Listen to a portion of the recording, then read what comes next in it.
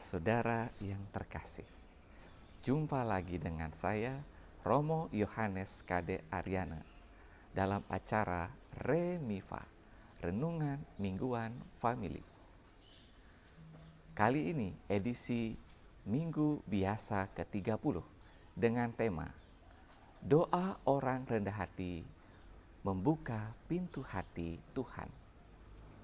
Para saudara yang terkasih, pernahkah Anda membuka buku riwayat Santo dan Santa? Apa yang Anda temukan di sana? Anda akan menemukan bahwa orang-orang kudus selalu mengatakan diri mereka adalah orang-orang yang berdosa. Aneh bukan? Padahal hidup mereka itu kudus, suci, tetapi mengatakan diri mereka adalah orang-orang yang berdosa. Mungkin itulah sebabnya doa para kudus berkenan di hadapan Tuhan. Para saudara yang terkasih dalam Kristus Tuhan, dalam bacaan-bacaan suci minggu ini, kita diajak untuk belajar cara berdoa yang berkenan di hadapan Allah. Dalam bacaan pertama dari kitab Yesus bin Sirak, dikatakan bahwa doa orang miskin berkenan di hadapan Allah. Orang miskin yang dimaksudkan adalah para anak yatim piatu dan para janda miskin. Mereka sering disebut sebagai kaum Anawim. Kaum Anawim adalah orang-orang yang merasa bahwa dari diri mereka, mereka tidak mempunyai kekuatan apa-apa. Andalan mereka melulu pada kekuatan Allah. Maka dari itu, orang Anawim siang malam berdoa, mengharapkan pertolongan, bantuan, dan intervensi dari Allah. Mungkin itulah sebabnya dikatakan bahwa doa orang miskin menembus awan.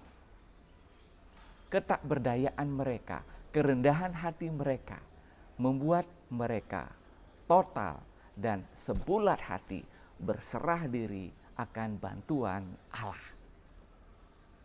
Para saudara yang terkasih dalam Kristus Tuhan, hal ini kontras dengan yang kita dengar dalam bacaan Injil. Bagaimana orang Farisi berdoa. Mereka berdoa dengan kesombongan mereka, merasa bahwa diri mereka benar, merasa bahwa mereka sudah melaksanakan seluruh hukum Taurat, merasa bahwa mereka adalah orang-orang yang sempurna. Sangat berbeda dengan para pemungut cukai yang berdoa di hadapan mereka. Mereka berdoa di belakang, di bagian belakang dari bait Allah. Mereka merasa tak pantas, tak layak di hadapan Tuhan. Karena itu mereka membungkul diri mereka. Dan dalam doa mereka, mereka tidak mengatakan apa-apa. Hanya mengatakan, ya Tuhan, kasihanilah aku. Para saudara yang terkasih, justru doa mereka inilah menurut Yesus yang dibenarkan oleh Tuhan. Doa mereka keluar dari hati yang terdalam, dari orang-orang yang merasa tidak layak dan tidak pantas di hadapan Tuhan, melulu pada belas kasih dan kerahiman Allah. Para saudara yang terkasih dalam Kristus Tuhan, dalam kehidupan kita, setiap hari kita berdoa, bahkan banyak kali dalam sehari kita berdoa. Hanya saja seringkali kita tidak sadar apa yang kita doakan. Sering kita hanya meminta kepada Tuhan, padahal mungkin masih banyak sikap dan perbuatan kita belum berkenan di hadapan Tuhan. Sehingga itulah sebabnya mungkin doa kita belum dikabulkan oleh Tuhan. Para saudara yang terkasih dalam Kristus Tuhan, firman Tuhan minggu ini mengajak kita untuk introspeksi diri, melihat bagaimana cara kita berdoa, cara yang berkenan di hadapan Allah. Doa sering dikatakan sebagai kunci untuk membuka hati Tuhan.